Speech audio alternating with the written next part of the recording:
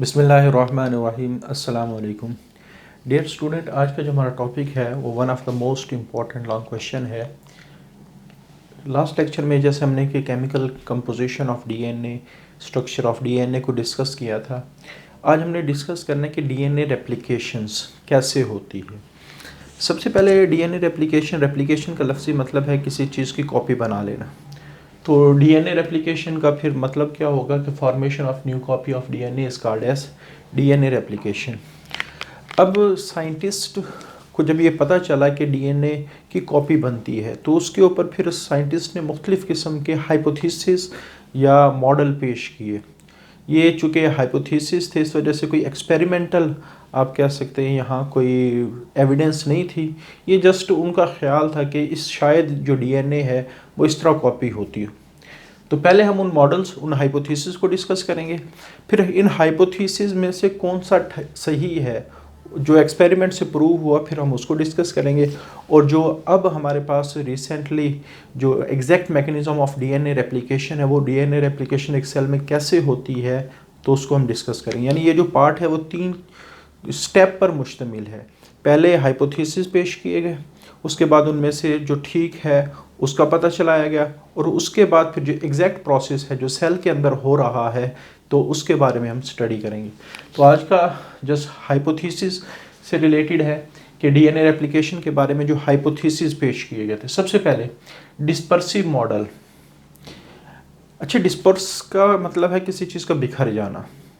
तो इसमें ये मॉडल ये कहता है कि जो पुराना डीएनए होता है, डीएनए हम कहते हैं ये डबल स्ट्रैंडेड होता है, तो पुराना डीएनए उसके टुकड़े हो जाते हैं, फ्रेगमेंट्स हो जाते हैं, और वो जो पुराने फ्रेगमेंट्स हैं वो नए छोटे छोटे फ्रेगमेंट्स के साथ मिलके 2 डीएनए बना देते हैं।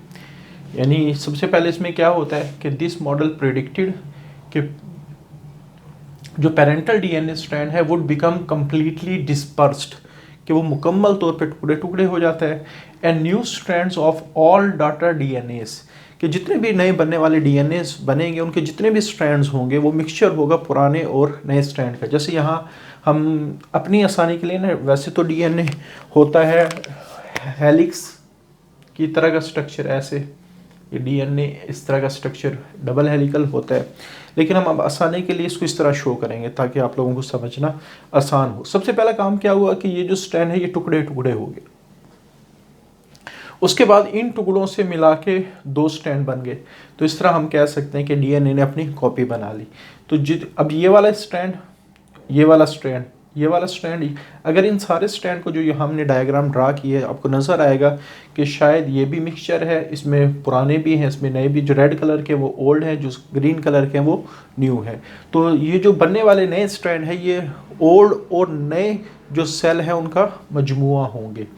अच्छा, उसके बाद कंजर्वेटिव मॉडल क्या कहता है। सबसे पहले कंजर्वेटिव का लफ्ज़ी मतलब आपको पता होना चाहिए, मुकम्मल बचा लेना, किसी चीज़ को महफूज कर लेना, किसी चीज़ को बचा लेना, इसको हम कहते हैं कंजर्वेशन।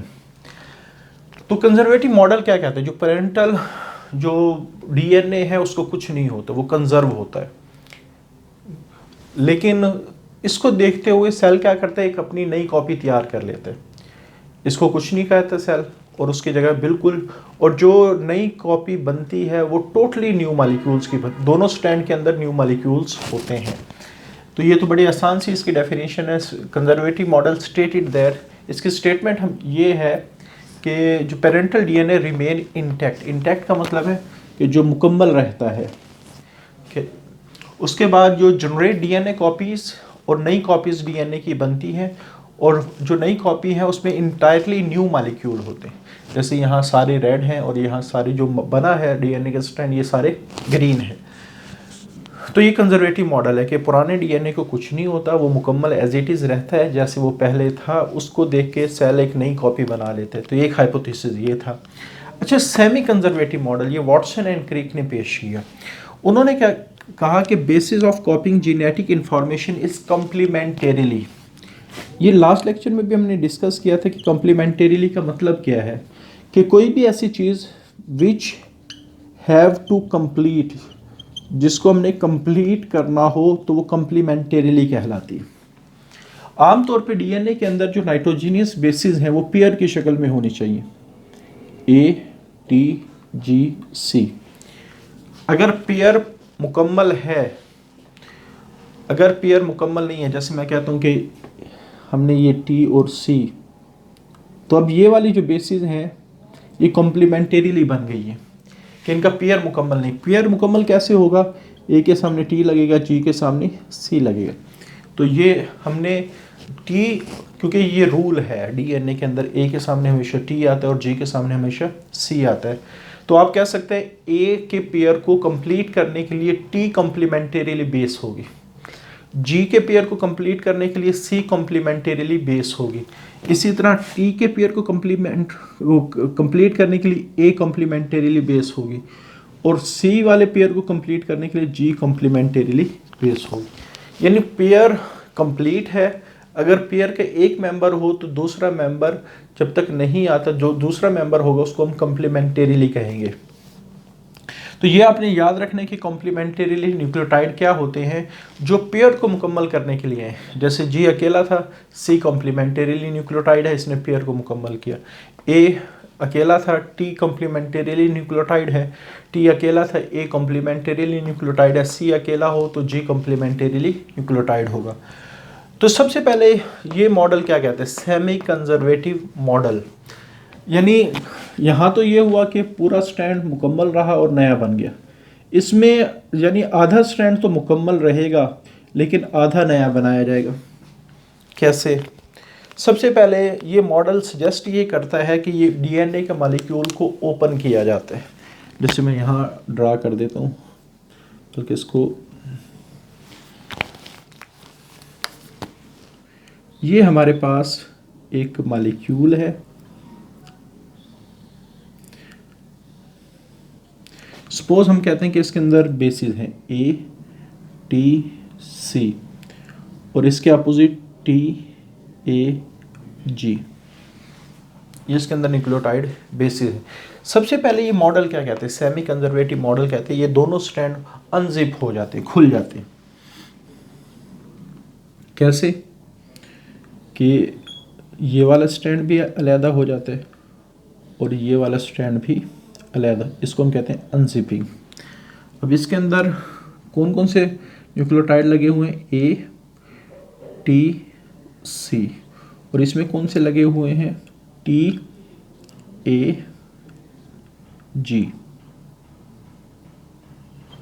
ये अच्छा, उसके बाद कि जब ये दोनों स्ट्रैंड ओपन होते हैं तो दोनों स्ट्रैंड के पेयर ख़त्म हो गए। अब हमने इसके ऊपर कॉम्प्लीमेंटेरीली न्यूक्लियोटाइड को ऐड करना है। तो जब इसके ऊपर कॉम्प्लीमेंटेरीली न्यूक्लियोटाइड ऐड हो जाएंगे, यानी यहाँ T आ जाएगा, यहाँ A आ जाएगा, यहाँ G, इसी तरह यहाँ होगा ATC।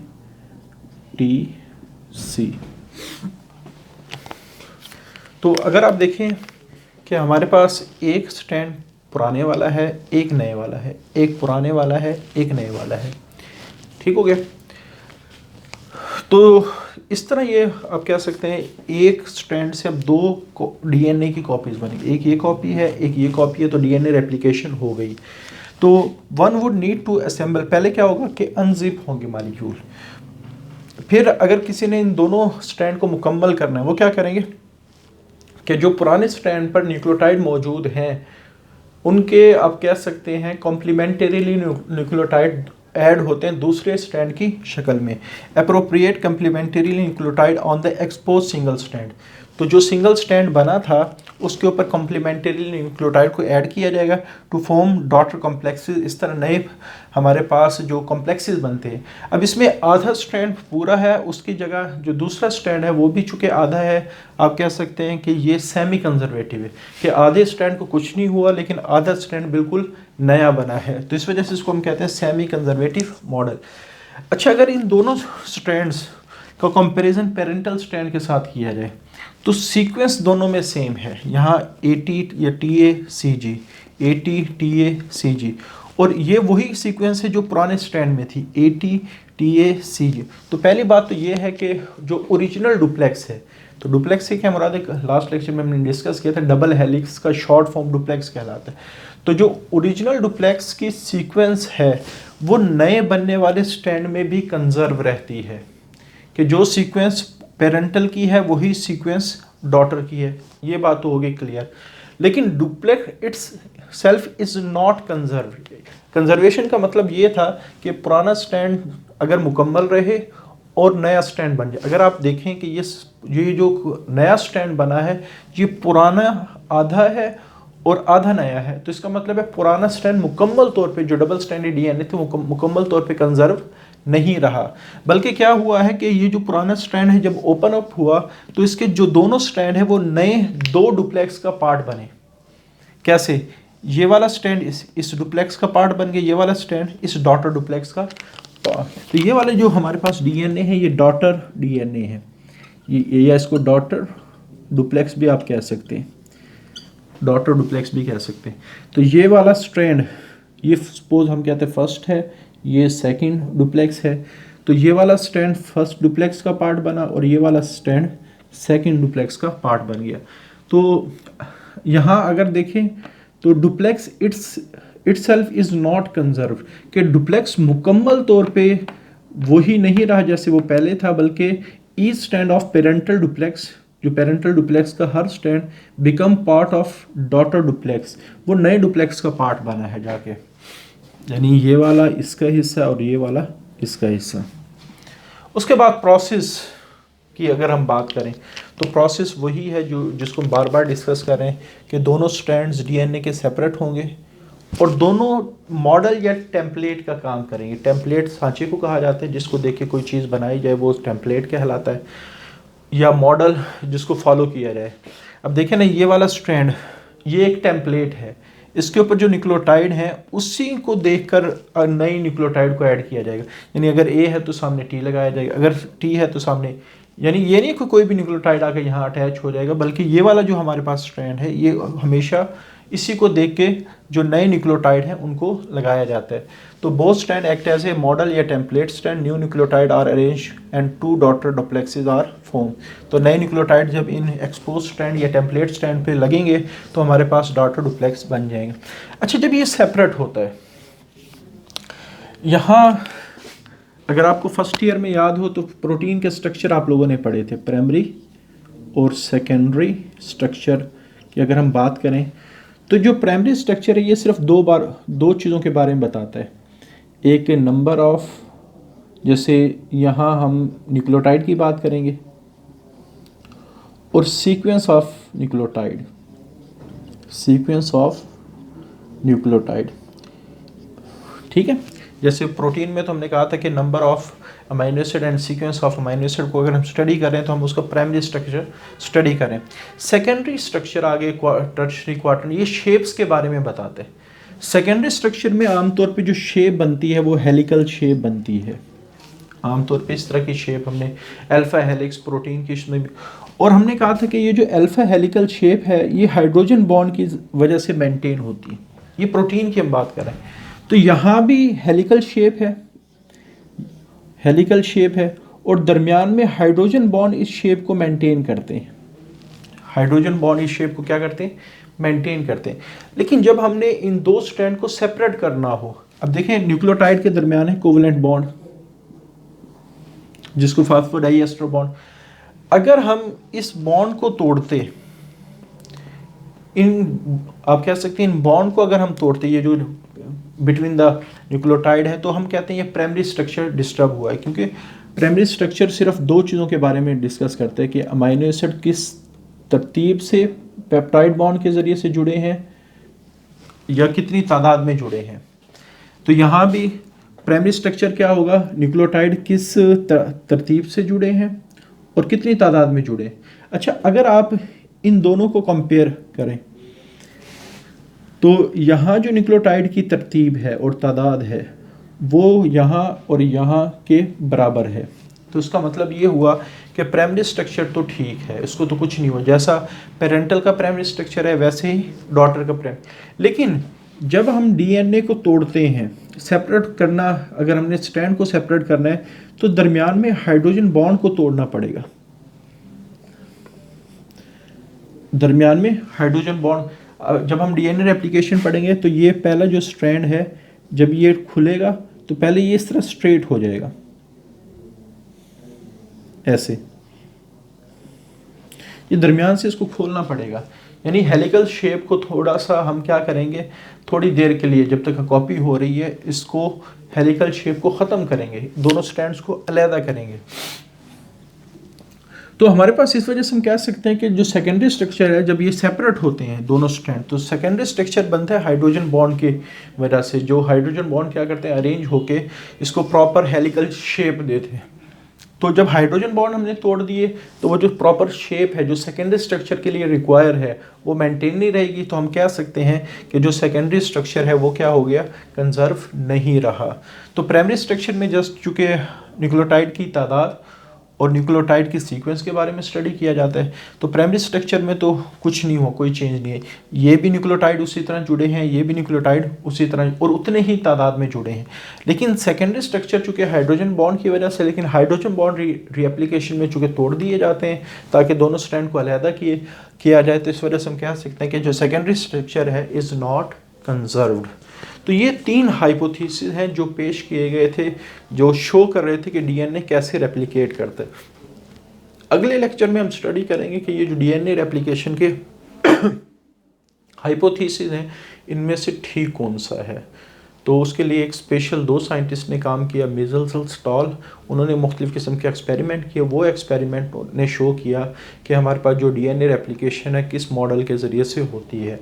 तो आज के लिए इतना ही। अल्लाह हाफिज़।